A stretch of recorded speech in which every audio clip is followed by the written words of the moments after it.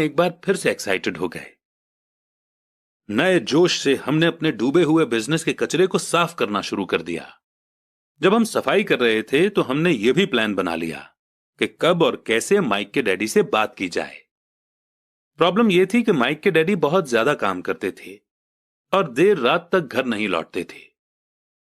Mic के daddy के पास कई वेयरहाउस, कंस्ट्रक्शन कंपनी, स्टोर्स की चेन और 3 रेस्टोरेंट्स थे।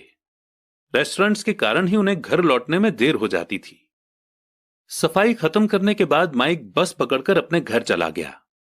वो अपने डैडी से बात करने वाला था, चाहे वे कितनी ही देर से घर लौटें, और उनसे पूछने वाला था कि क्या वे हमें अमीर बनने की तरकीब सिखाने के लिए तैयार हैं। माइक ने मुझसे वादा किया कि जैसे ही वो अपने डैडी से बात कर लेगा वो मुझे फोन करेगा, चाहे कितनी ही देर क्यों ना हो जाए। फोन रात को 8:30 बजे आया। ओके, अगले शनिवार, मैंने कहा और फोन रख दिया। माइक के डैडी माइक और मुझसे मिलने के लिए तैयार हो गए थे।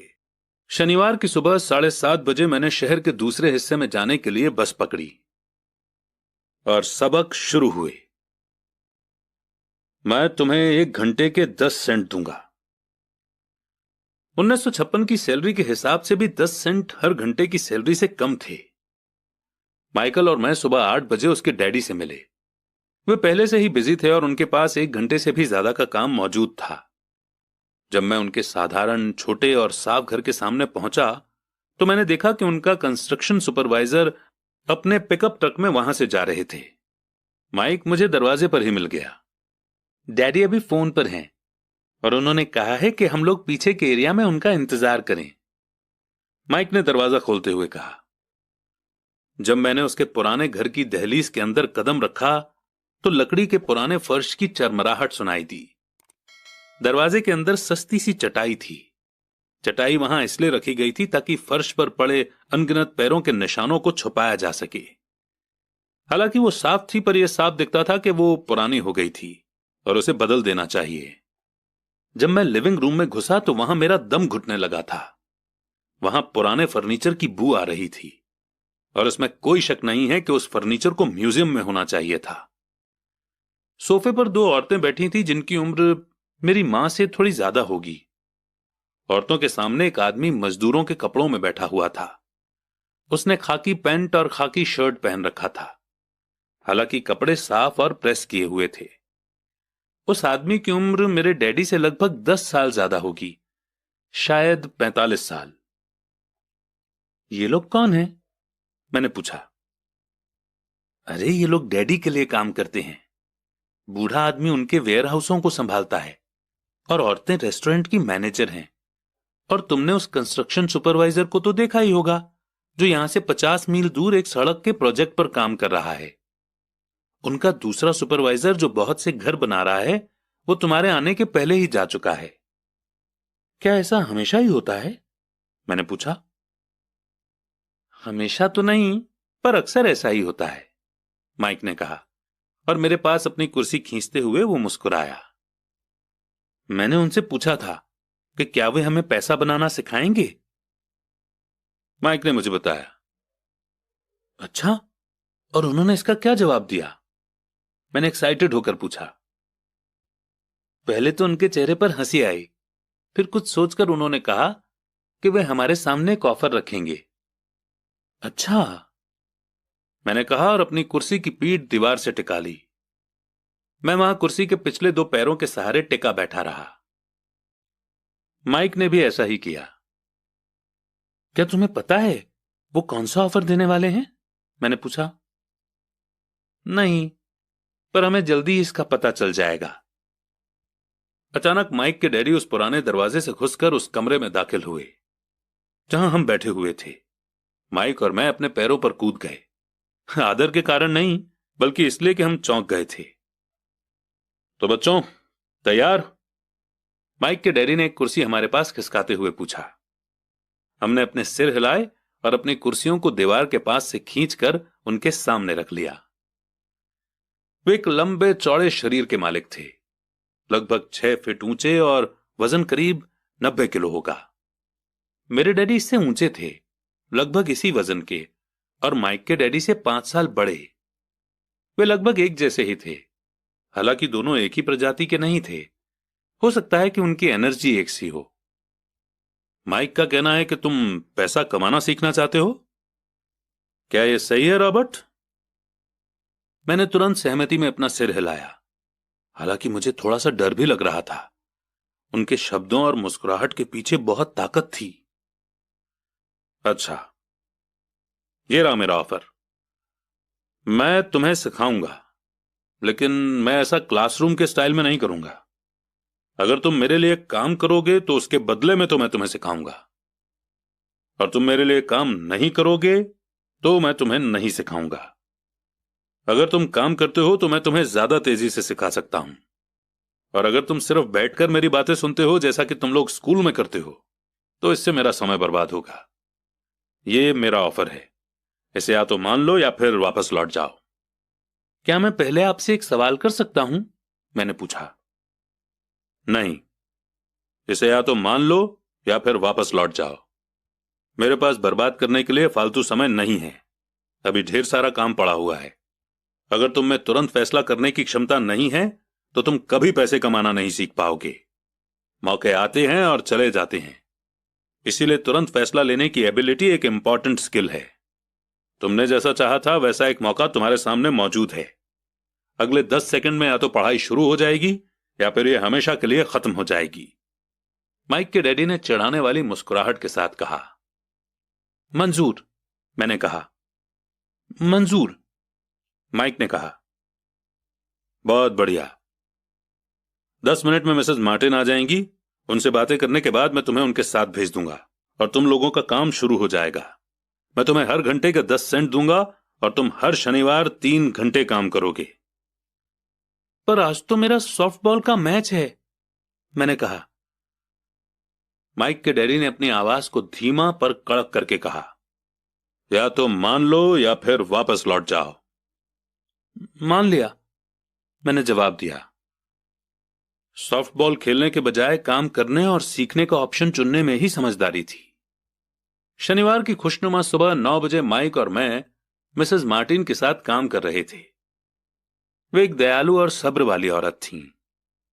वे हमेशा कहा करती थीं कि माइक और मुझे देखकर उन्हें अपने दोनों बच्चों की याद आ जाती है जो अब बड़े हो गए थे और दूर चले गए थे। हालांकि वे दयालु थी, पर वे कड़ी मेहनत में विश्वास करती थीं और इसलिए वे हमेशा काम करती रहती थीं। वे बहुत कड़क मैनेजर थीं। हम 3 घंटे तक डब्बों को शेल्फ पर से उतारते थे, उनकी धूल साफ करते थे और फिर उन्हें वापस वहीं पर रख देते थे। ये बड़ी मेहनत का काम था और बोरियत भरा भी। माइक के डैडी को मैं अपना अमीर डैडी कहता हूं। उनके पास इस तरह के 9 सुपरमार्केट थे जहां पार्किंग के लिए बहुत सी जगह थी। पड़ोस के जनरल स्टोर जहां लोग दूध, ब्रेड, बटर और सिगरेट जैसी चीजें खरीदते हैं।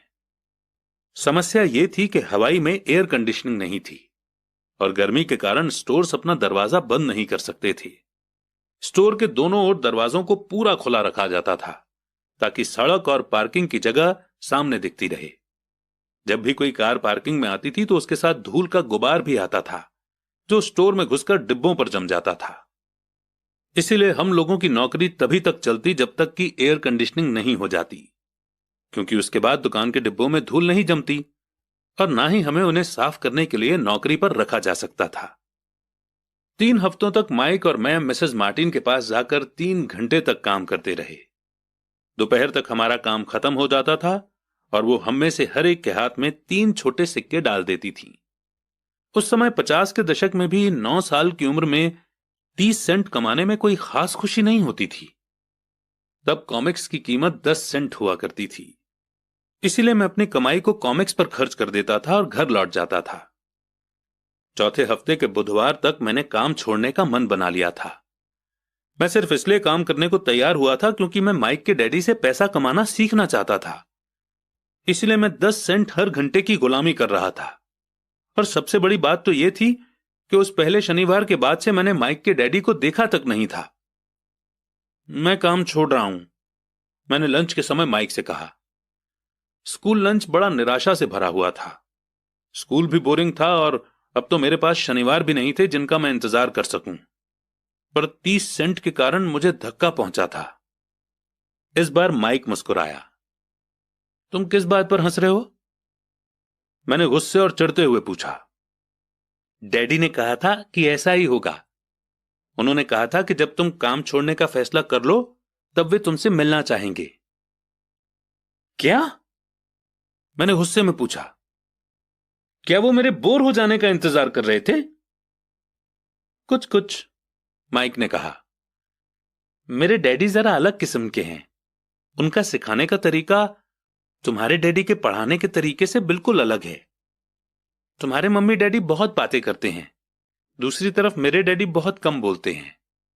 तुम सिर्फ इस शनिवार तक इंतजार कर लो, मैं उन्हें बता दूंगा कि तुमने काम छोड़ने का फैसला कर लिया है। इसका मतलब यह है कि मेरे साथ नाटक खेला गया है? नहीं, ऐसा नहीं हुआ है, पर शायद हो सकता है। डैडी शनिवार को इसके बारे में समझाएंगे। शनिवार को लाइन में लगकर इंतजार करते हुए मैं उनका सामना करने के लिए तैयार था। यहां तक कि मेरे असली डैडी भी उनसे नाराज थे। मेरे असली डैडी, जिन्हें मैं गरीब डैडी कहता हूं, ये मानते थे कि अमीर डैडी चाइल्ड लेबर कानून को तोड़ रहे थे और इस पूरे मामले की जांच होनी चाहिए। मेरे पढ़े लिखे गरीब डैडी ने मुझसे यह कहा कि मैं सही सैलरी मांगूं, हर घंटे के कम से कम 25 सेंट। मेरे गरीब डैडी ने मुझसे कहा कि अगर मेरी सैलरी नहीं बढ़ती तो मुझे तुरंत जॉब छोड़ देनी चाहिए, और वैसे भी तुम्हें उस घटिया काम की कोई जरूरत नहीं है, मेरे गरीब डैडी ने झल्लाकर कहा।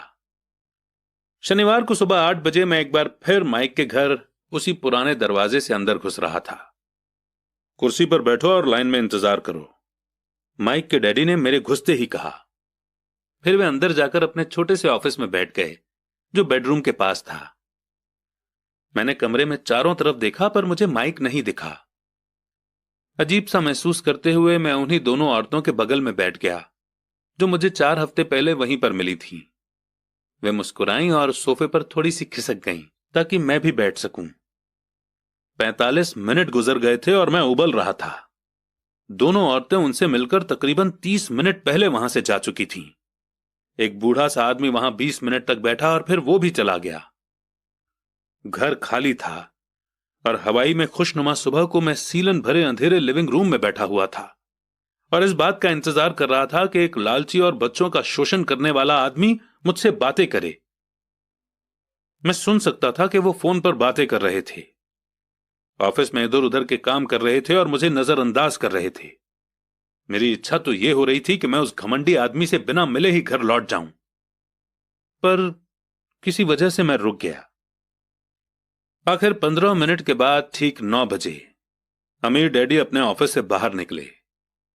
बिना कुछ कहे उन्होंने हाथ से मुझे इशारा किया कि मैं उनके ऑफिस में आ जाऊं। अमीर डैडी ने अपनी ऑफिस कुर्सी पर बैठते हुए कहा, या तो तुम्हारी सैलरी बढ़ाई जाए या तुम काम छोड़ रहे हो, है ना? हां, डील के मुताबिक आप अपनी शर्त पूरी नहीं कर रहे हैं, मैंने लगभग आंसुओं से भीगी हुई आवाज में कहा। 9 साल के बच्चे के लिए एक बड़े आदमी का सामना करना बहुत ज्यादा डरावना था। आपने कहा था कि अगर मैं आपके लिए काम करूंगा तो मुझे आप पैसा कमाना सिखाएंगे। अपनी तरफ से मैंने आपके लिए काम किया है, मैंने कड़ी मेहनत की है। इस काम के लिए मैंने अपने बेसबॉल गेम की भी कुर्बानी दी है और अब आप अपने वादे से मुकर रहे हैं। आपने मुझे कुछ भी नहीं सिखाया है। आप धोखेबाज हैं, जैसा शहर के सभी लोग कहते हैं। आप लालची हैं, आप सिर्फ पैसा कमाना चाहते हैं और अपने एम्प्लॉयज का बिल्कुल ध्यान नहीं रखते। आपने मुझे इतनी देर तक बाहर बिठाए रखा और मेरी जरा भी इज्जत नहीं की। मैं एक छोटा सा बच्चा हूं और आपको मेरे साथ इससे बेहतर बर्ताव करना चाहिए था। अमीर डैडी अपनी कुर्सी पर पीछे झुक गए। अपने हाथों को ठुड्डी तक लाकर उन्होंने मुझे घूरा।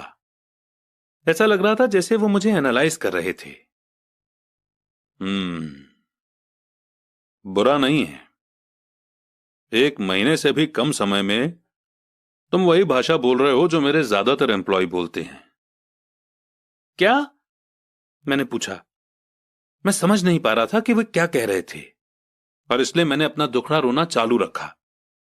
मुझे लगता था कि आप अपने वादे पर कायम रहेंगे और मुझे कुछ सिखाएंगे। इसके बजाय आप तो मुझ पर अत्याचार करना चाहते हैं। यह तो जुल्म है, सरासर जुल्म। मैं तुम्हें सिखा तो रहा हूं, अमीर डैडी ने धीमी आवाज में कहा। आपने मुझे क्या सिखाया है? कुछ भी नहीं। एक बार मैं चंद सिक्कों में काम करने के लिए तैयार हो गया, उसके बाद तो आपने मुझसे बात तक नहीं की। 10 सेंट हर घंटे के लिए। मैं आपकी शिकायत गवर्नमेंट से करूंगा। हमारे देश में भी चाइल्ड लेबर कानून है।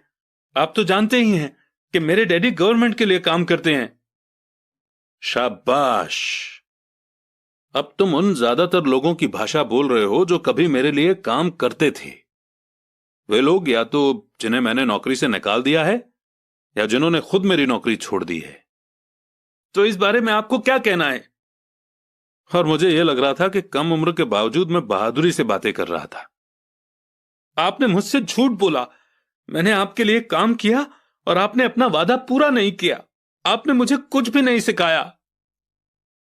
कौन कहता है कि मैंने तुम्हें कुछ नहीं सिखाया है? मेरे अमीर डैडी ने शांति से कहा। मैंने 3 हफ्ते तक काम किया और इस बीच आपने सिखाना तो दूर रहा, मुझसे कभी बात तक नहीं की। क्या सिखाने का मतलब सिर्फ भाषण या बातचीत ही होता है? और क्या? इस तरह से वो तुम्हें स्कूल में सिखाते हैं, पर जिंदगी तुम्हें इस तरह नहीं सिखाती। और मेरा मानना यह है कि जिंदगी सबसे बढ़िया टीचर होती है। ज्यादातर वक्त जिंदगी आपसे बातें नहीं करती, ये एक तरह से आपको धक्का देती है। हर धक्के के जरिए जिंदगी आपसे कहती है, जाग जाओ, मैं तुम्हें कुछ सिखाना चाहती हूं। यह आदमी कैसी बेसिर पैर की बातें कर रहा है?